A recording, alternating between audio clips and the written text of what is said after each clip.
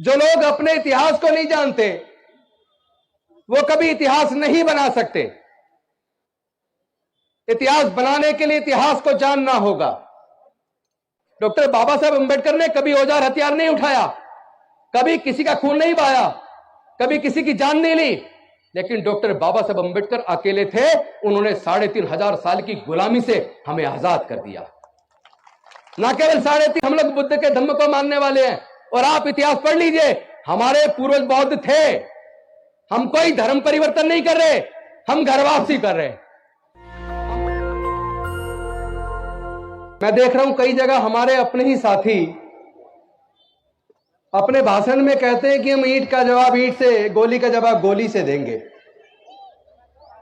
ये लड़ाई औजार हथियार या तलवार की नहीं है, ये लड़ाई विचारधारा की है। वो लोग जो संख्या में केवल 12% हैं,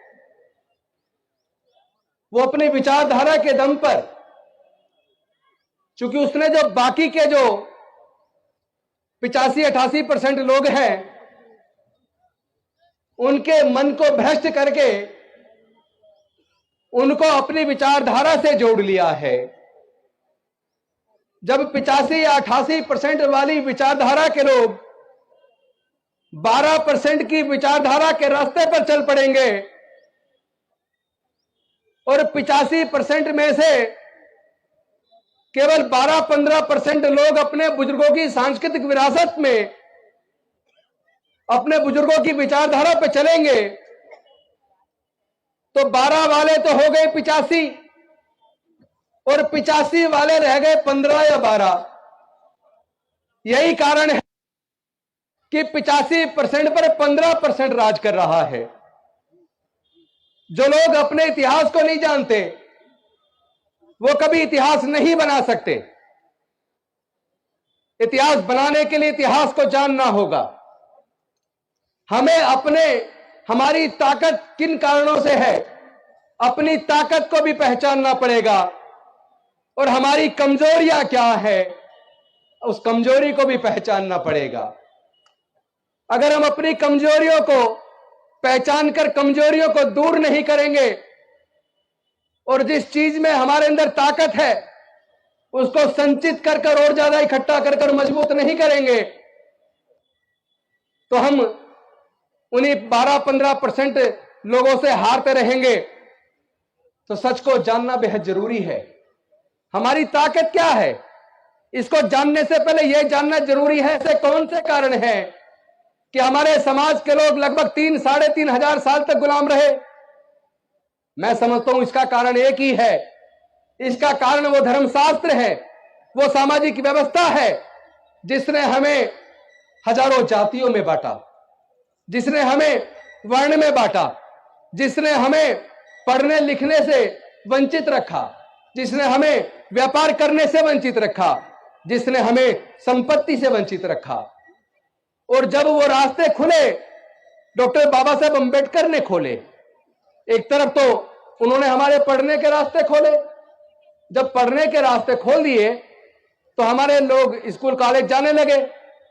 उस वक्त स्कूल कॉलेज सरकारी होते थे, तो सरकारी स्कूलों से पढ़ के हमारे लोग जज, engineer, doctor, collector, scientist, professor बनने लगे। और धीरे धीरे उसका असर यह हुआ कि एक तरफ बाबा साहेब के रिजर्वेशन की वजह से संसद और विधानसभाओं में पहुंचे और दूसरी तरफ उनके द्वारा खोले हुए मार्ग की वजह से पढ़ लिख कर रिजर्वेशन से हम लोग नौकरियों में पहुंचे।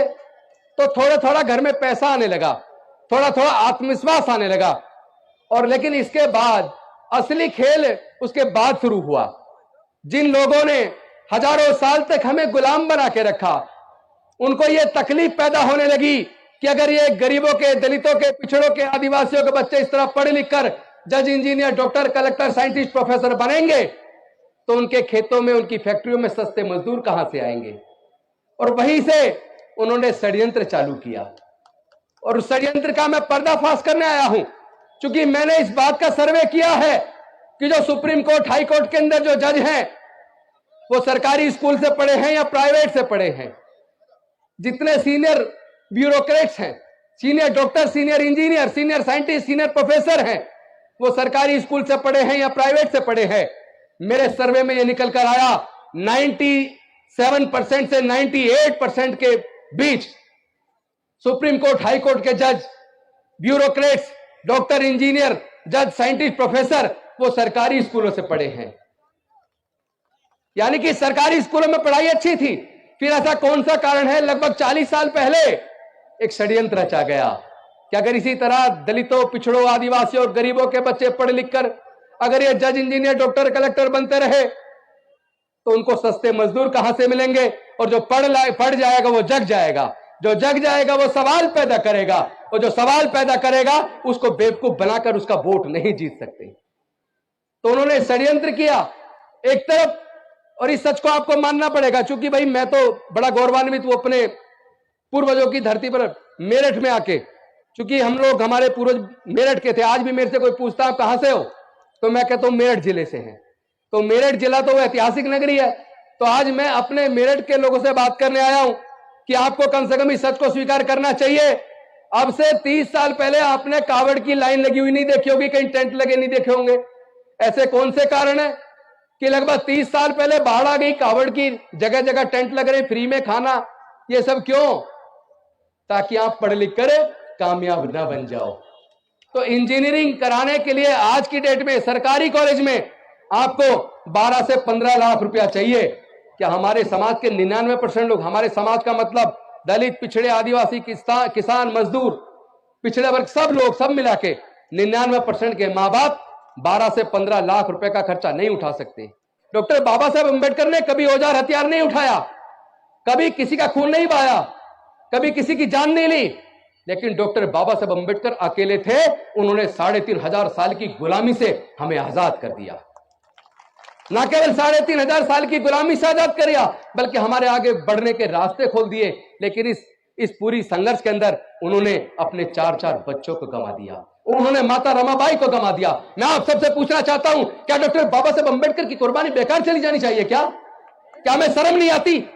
हमारा समाज एक एक करके प्रताड़ित किया जा रहा है। मूंछ रखने पर हमारी हत्या हो रही है, दाढ़ा छूने पर हमारी हत्या हो रही है, बहन बेटी की इज्जत लूटकर उसकी हत्या हो रही है, और जिन्होंने जुल्म किया एक को सजा हुई, बाकी बरी हो गए। हम किधर जा रहे हैं? भारत जा किधर रहा है? और वैसे भी हम लोग बुद्ध के धम्म को मानने वाले हैं। और आप इतिहास पढ़ लीजिए, हमारे पूर्वज बौद्ध थे। हम कोई धर्म परिवर्तन नहीं कर रहे, हम घर वापसी कर रहे हैं। हम लोग घर वापसी कर रहे हैं। तो अगर हमारे समाज के लोग तरक्की चाहते हैं, विकास चाहते हैं, तो आपको अपने पूर्वजों के धम्म में, बुद्ध के धम्म में वापस आना पड़ेगा। मैं धर्म परिवर्तन के खिलाफ हूं, मैं किसी की आस्था को ठेस पहुंचाने के लिए बिल्कुल तैयार नहीं हूं, लेकिन कोई हमारे आस्था को ठेस पहुंचाए वो भी हमें स्वीकार नहीं है। आपस में दलित, पिछड़ा, आदिवासी सब लोग मिलके रोटी बेटी का रिश्ता शुरू करो। और मुझे आपको ये बताते हुए बेहद खुशी में हो रही है, पूरे देश में दलितों, पिछड़ों, आदिवासियों के बीच आपस में खूब शादियां होनी शुरू हो गई हैं। और बाबा साहब के संविधान को रख के, तथागत बुद्ध को और बाबा साहब की मूर्ति को रखकर और संविधान की प्रस्तावना को पढ़ के आज हमारी शादियां हो रही हैं, इंटरकास्ट मैरिज हो रही है। अब जो बच्चे पैदा होंगे उनके, वो किस जाति के होंगे? वो बुद्ध होंगे, बौद्ध होंगे, वो बौद्ध होंगे, क्योंकि उन्हें बुद्ध की शरण में आ गए। और बुद्ध और हमारे सम्राट अशोक का जो सपनों का भारत था, उस वक्त म्यांमार से लेकर काबुल, कंधार तक, ईरान तक पूरा भारत बौद्ध में था। जहां भी कहीं खुदाई होती है केवल बुद्ध निकलते हैं, कोई और नहीं निकलता। इस सच को समझ लीजिए। आपकी बुजुर्गों की सांस्कृतिक विरासत बेहद कीमती है। उस विरासत को सजाने, संवारने, संरक्षित करने का समय आ गया है। जाति छोड़ो, समाज जोड़ो। जाति छोड़ो, जाति छोड़ो, जाति छोड़ो। बौद्ध धम्म की क्या पहचान? बौद्ध धम्म की क्या पहचान? जय जय जय जय जय भीम, जय जय जय जय जय भीम।